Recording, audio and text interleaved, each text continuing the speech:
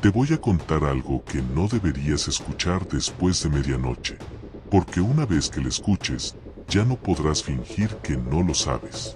Hay un panteón en las afueras de Jiutepec, uno que los mapas oficiales ya no marcan. Los ancianos cambian de tema cuando pasas por ahí. Los niños inventan excusas para no acercarse. Y es que desde hace 3 años, exactamente a las 3:17 de la madrugada, algo camina entre las tumbas. No es un animal, no es el viento, es él. Y si estás escuchando esto ahora, es porque ya te eligió para saber la verdad. No pauses el video, no mires hacia la ventana, ya es demasiado tarde para eso. Te prometo algo, vas a entender por qué en ese panteón nadie entierra a sus muertos después del atardecer. Vas a conocer los nombres de las personas que desaparecieron buscando respuestas, y vas a escuchar la grabación que la policía borró de los archivos oficiales. No es una leyenda urbana, no es un cuento para asustar. Es el registro exacto de lo que pasó cuando un grupo de estudiantes decidió pasar una noche entera grabando dentro. Solo uno salió. Y lo que dijo antes de perder la razón te va a helar la sangre. Pero para entenderlo, tienes que empezar por el principio. Tienes que entender cómo nació el fantasma del panteón. Todo comenzó con un nombre que ya nadie pronuncia en voz alta: Mateo Rivas. Año 1989. Mateo era el velador del panteón municipal. Un hombre callado, de manos grandes y ojos cansados. Decían que hablaba con los muertos, no como los charlatanes de la televisión. Él les llevaba café a las tumbas sin nombre, les contaba cómo iba el clima, les pedía perdón cuando llovía y el agua se metía en las grietas. Una noche de noviembre, la noche más fría que se recuerda en Morelos, Mateo no regresó a casa. Lo encontraron al amanecer, sentado contra la tumba de una niña que murió en 1947. Tenía los ojos abiertos, tenía la boca abierta, y tenía en la mano una libreta donde había escrito la misma frase 73 veces: no lo dejen entrar. Cuando le preguntaron a quién se refería, Mateo ya no pudo responder. Murió 3 días después en el hospital, sin fiebre, sin heridas, sin explicación médica. Pero antes de morir, señaló la ventana. Y en el vidrio, con el vaho de su respiración, dibujó un número: 317. 3:17. La misma hora en la que hoy, décadas después, las cámaras de seguridad del nuevo panteón se apagan por 6 segundos exactos. Cada noche, sin falla. ¿Crees que es coincidencia? Espera, porque la tumba contra la que encontraron a Mateo estaba vacía. Los registros dicen que la niña de 1947 fue exhumada en 1952 para moverla con su familia. Pero cuando abrieron el ataúd en el 89, para investigar, encontraron algo que no debía estar ahí. Dentro había tierra removida, como si algo hubiera escarbado desde abajo. Y había marcas. Marcas de uñas en la madera. Por dentro, como si alguien hubiera intentado salir.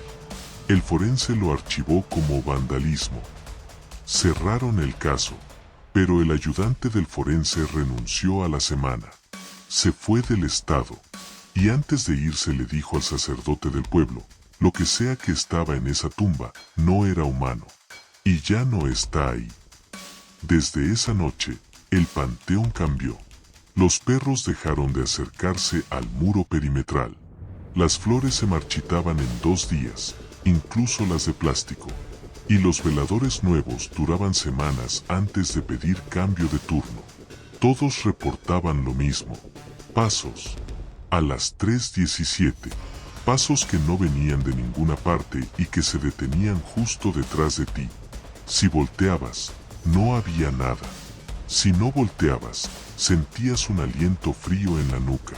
Un aliento que olía a tierra húmeda y a algo más. A óxido. A sangre vieja. Uno por uno, renunciaron. Hasta que en 1994 dejaron de contratar veladores. Pusieron cámaras. Pusieron candados. Y durante 20 años, no pasó nada. O eso dijeron. Porque en 2014, un grupo de 4 estudiantes de comunicación de la UAM decidieron que era el lugar perfecto para su proyecto final. Se llamaban Sofía, Daniel, Ernesto y Camila. Llegaron con 3 cámaras, micrófonos, lámparas y la arrogancia de quien cree que los fantasmas son solo historias. Entraron a las 11:40 de la noche, trepando el muro norte. Lo sé porque recuperé el audio de la cámara de Sofía. Lo que no te han contado en otros videos es que ellos no iban a buscar a Mateo.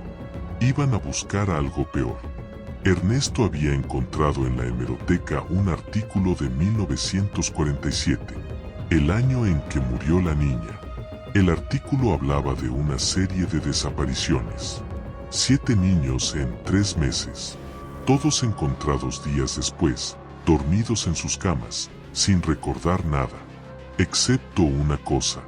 Todos dibujaron lo mismo al despertar. Una figura alta, sin rostro, parada junto a un mausoleo. Y todos murieron antes de cumplir 18 años.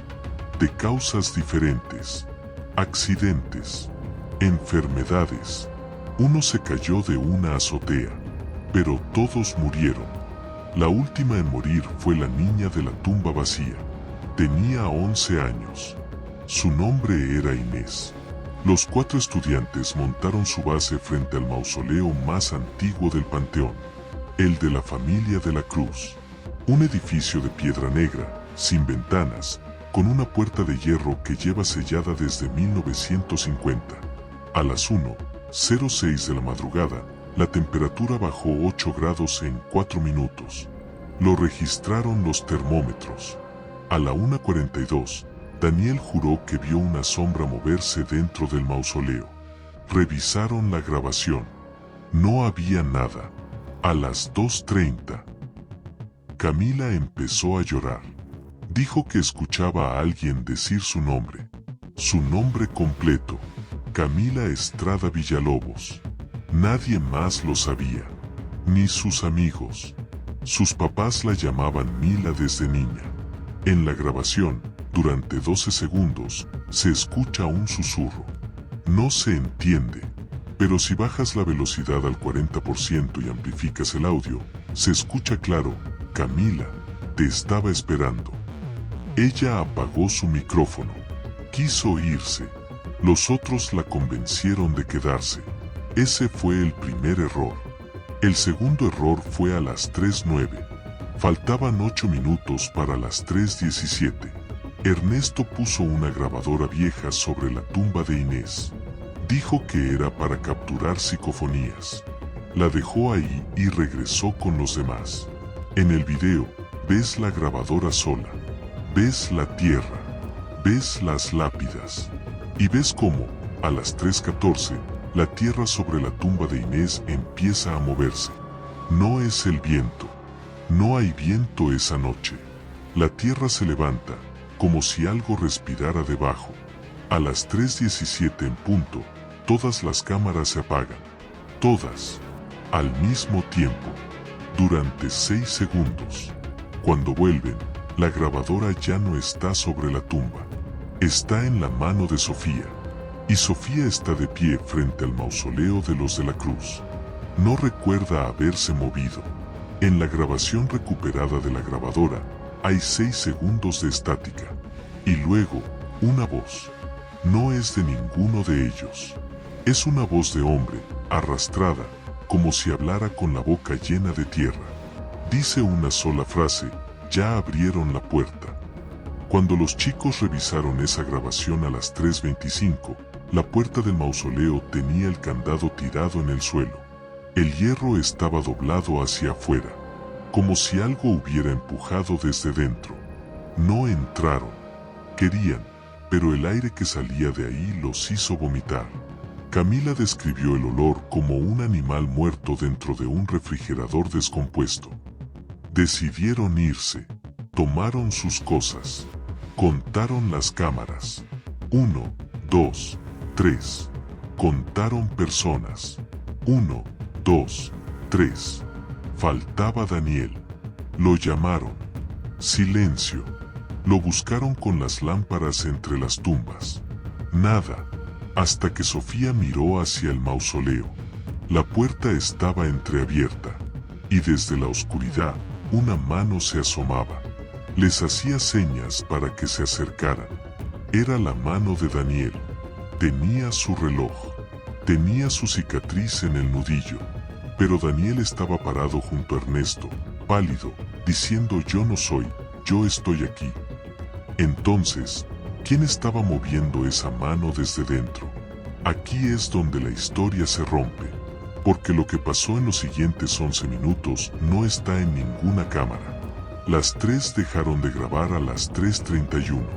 La policía encontró 2 cámaras destruidas al día siguiente. La tercera, la de Sofía, la encontraron una semana después en la carretera, a 5 kilómetros del panteón. La memoria estaba intacta. Los últimos 11 minutos estaban borrados. Solo quedó un archivo de audio de 4 segundos, al final de todo. No es una voz. Es un sonido, como uñas rascando metal. Y luego, el sonido de una niña riéndose. No una risa feliz. Una risa que conoces. La risa que haces cuando sabes algo que la otra persona no sabe, y eso te da poder. De los 4, solo salió Ernesto. Lo encontró un trailero en la carretera a las 5:40 de la mañana. Estaba descalzo. Tenía la ropa rota. Tenía tierra en las uñas y en la boca. Y no dejaba de repetir la frase de Mateo: no lo dejen entrar. Lo llevaron al hospital. Lo sedaron.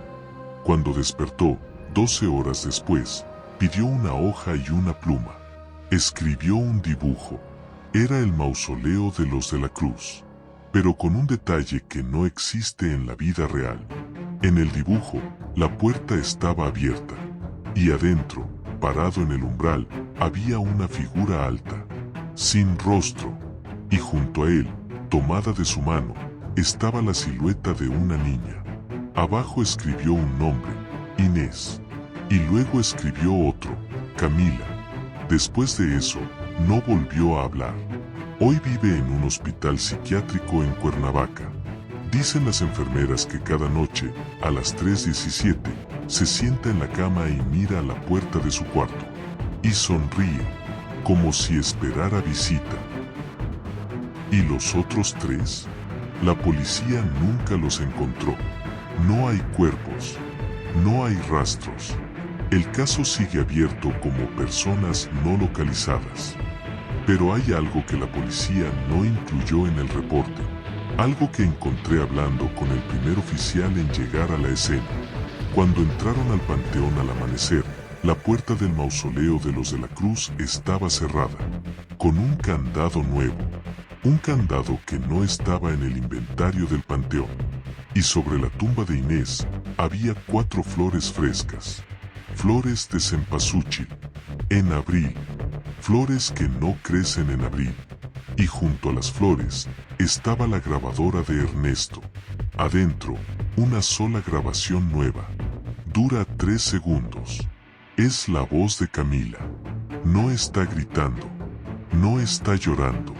Está susurrando. Dice, él dice que ya puede salir. Ahora entiendes por qué te dije que no miraras a la ventana. Porque desde 2014, cada año, en el aniversario de esa noche, una persona diferente en Jutepec reporta lo mismo. A las 3:17 de la madrugada, escuchan pasos en su techo.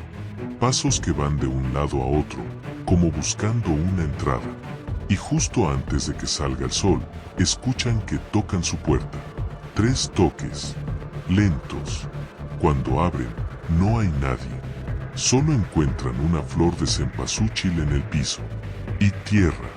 Tierra negra, húmeda, como de panteón. La policía dice que es una broma. Que son adolescentes. Pero el año pasado, la persona que recibió la flor fue el forense que archivó el caso de Mateo en 1989. El que dijo que eran marcas de vandalismo. Renunció al día siguiente. Se mudó a Querétaro. Y en su casa nueva, La primera noche, a las 3:17, tocaron a su puerta. Te dije que había un giro a la mitad, y aquí está. El fantasma del panteón no es Mateo. Mateo fue la primera víctima. El fantasma no es Inés. Inés fue la primera que él se llevó. El fantasma es lo que sea que estaba en ese mausoleo desde 1950. Algo que la familia de la Cruz encerró ahí por una razón. En los registros de la iglesia de 1948 hay una nota del padre de esa época. Dice: hoy sellamos el sepulcro. Lo que trajimos de Veracruz no era un cuerpo, era un castigo. Que Dios nos perdone por intentar enterrarlo. No se entierra lo que nunca estuvo vivo. La familia de la Cruz se fue del país en 1951. Vendieron todo. Nadie sabe a dónde, pero dejaron el mausoleo y dejaron el candado.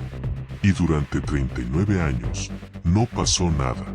Hasta que Mateo se sentó en la tumba equivocada. Hasta que despertó algo con su café y sus conversaciones. Piensa en esto. Si el mausoleo estuvo sellado desde 1950 hasta 2014, ¿cómo salieron los niños de 1947? La respuesta es simple y es la parte que más miedo da. No salieron. Él los dejó ir. Los marcó. Los dejó vivir con el recuerdo de su rostro sin rostro. Y luego, uno por uno, los reclamó. Inés fue la última. Y cuando ella murió, él se quedó sin ancla. Durmió.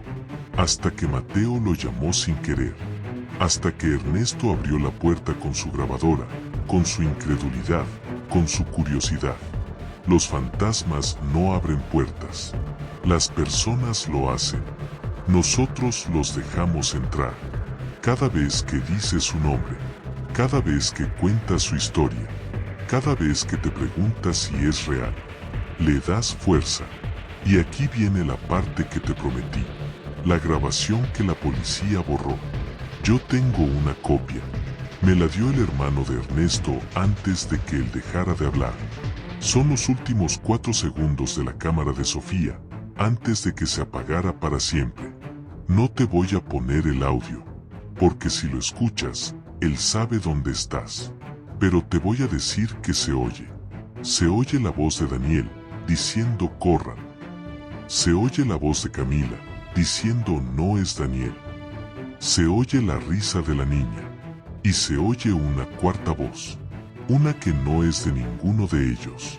Una voz que suena como tierra cayendo sobre madera. Esa voz dice tu nombre. Sí, el tuyo. Porque en esos 4 segundos, no dice un nombre fijo. Quien sea que escuche la grabación, oye su propio nombre.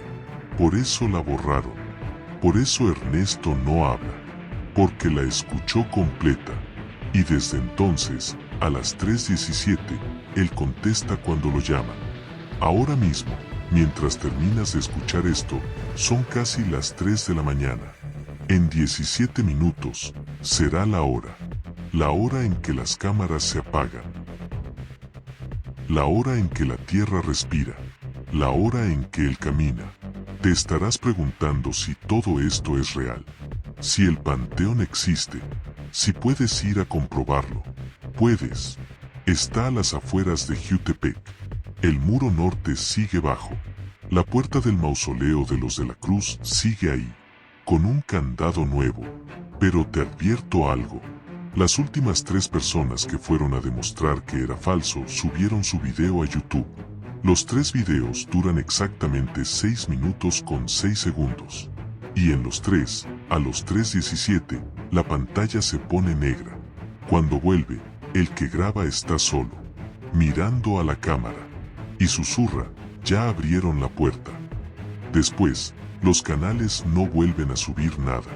Así que decide. Puedes cerrar este video y fingir que es solo una historia. Puedes reírte y decir que el terror no existe. Pero esta noche, a las 3:17, cuando tu casa esté en silencio, presta atención. Si escuchas pasos en el techo, no son gatos. Si escuchas 3 toques en tu puerta, no abras. Y si encuentras tierra negra en tu piso mañana, con olor a óxido y a flores muertas, entiende algo. Él ya sabe tu nombre. Y la única razón por la que aún no ha venido por ti, es porque todavía no has dicho en voz alta que no crees en él. Porque el momento en que lo dices, el momento en que lo desafías, le das permiso. Le abres la puerta. Como Mateo. Como Ernesto. Como los niños de 1947. El panteón sigue ahí. El mausoleo sigue cerrado. Y cada noche, a las 3:17, algo camina entre las tumbas, esperando a que alguien más lo deje entrar. La pregunta no es si el fantasma del panteón es real. La pregunta es, ¿vas a ser tú quien lo despierte esta noche? No mires la ventana. No te acerques a la puerta. Y por lo que más quieras, no digas su nombre. Porque las historias no son solo historias cuando se cuentan con la luz apagada. Las historias son invitaciones. Y él siempre, siempre acepta la invitación.